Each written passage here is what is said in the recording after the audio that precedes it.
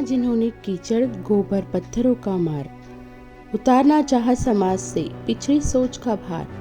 भारत की पहली महिला शिक्षिका जो है कहलाती, कन्याओं की शिक्षा के लिए समाज से भी लड़ जाती। जी हाँ फ्रेंड्स, वो है हमारी क्रांति ज्योति सावित्रीबाई फुले। भारत में आज़ादी से पहले समाज के अंदर छुआछूत, सती प्रथा, बाल विवाह और विधवा विवाह जैसी कुरीतियाँ व्याप्त थी। सावित्रीबाई फुले का जीवन बेहद ही मुश्किलों से भरा रहा। दलित महिलाओं के उत्थान के लिए काम करने, छुआछूत के खिलाफ आवाज़ उठाने के कारण उन्हें एक बड़े वर्ग द्वारा विरोध भी झेलना पड़ा। उस वक्त महिलाओं को स्कूल जाना भी पाप समझा जाता था। ऐसे समय में सावित्रीबाई फुले ने जो कर दिखाया है वह कोई साधारण उपलब्धि नहीं है। वह जब स्कूल पढ़ाने जाती थी तो लोग उन पर पत्थर फेंकते थे। इस सब के बावजूद वह अपने लक्ष्य से कभी नहीं भटकी और लड़कियों और महिलाओं को शिक्षा का हक दिलाया। उन्हें आधुनिक मराठी काव्य का अग्रदूत माना जाता है। वो है हमारी भारत की पहली महिला शिक्षिका, हमारी सावित्रीबाई फुले।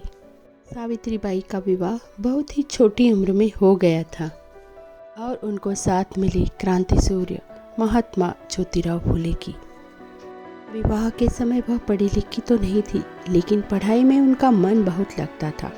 उनके पढ़ने और सीखने की लगन से प्रभावित होकर उनके पति ज्योतिराव फुले ने उन्हें आगे पढ़ना और लिखना सिखाया। सावित्रीबाई ने अहमदनगर और पुणे में शिक्षक बनने का प्रशिक्षण लिया और वह एक आदर्श शिक्षिका बनी। देश में विधवाओं की दुर्दशा भी सावित्रीबाई को बहुत दुख पहुंचाती थी, इसलिए उन्होंने 1854 में विधवाओं के लिए एक आश्रम खोला। वर्षों के निरंतर सुधार के बाद 1864 में इसे एक बड़े आश्रम में बदलने की वो सफल रही। उनके इस आश्रय गृह में निराश्रित महिलाओं, विधवाओं और उन बाल बहुओं को जगह मिलने लगी जिनके परिवार वालों ने उन्हें छोड़ दिया। सावित्रीबाई उन सभी को पढ़ाते लिखाती। उन्होंने इस संस्था में आश्रित एक विधवा के बेटे यशवंत राव को भी गोद लिया। उस समय आम गांव में कुएं पर पानी लेने के लिए जाति पाति का भेद माना जाता था, वह उन्होंने दूर किया। सबको एक इंसान समझो, मनुष्य समझो और हम सब एक हैं, यह नारा उन्होंने सबको दिया। जब उनके पति ज्योतिराव फुले का निधन हुआ, उस समय उन्होंने सभी सामाजिक मानदंडों को पीछे छोड़ते हुए अपने पति का अंतिम संस्कार किया और उनकी चिता को अग्नि दी।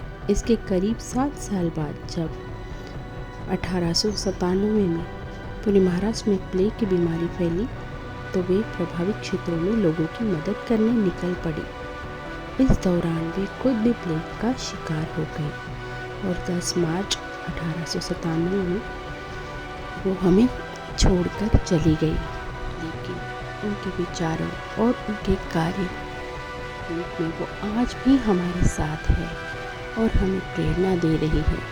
जितनी भी भारत में महिलाएं हैं और जिन्होंने कुछ कर दिखाया है, जो आज सम्मान से अपनी ज़िंदगी जी रही है, वह सदैव ही क्रांति ज्योति सावित्रीबाई फुले की सदैव ऋणी रहेगी।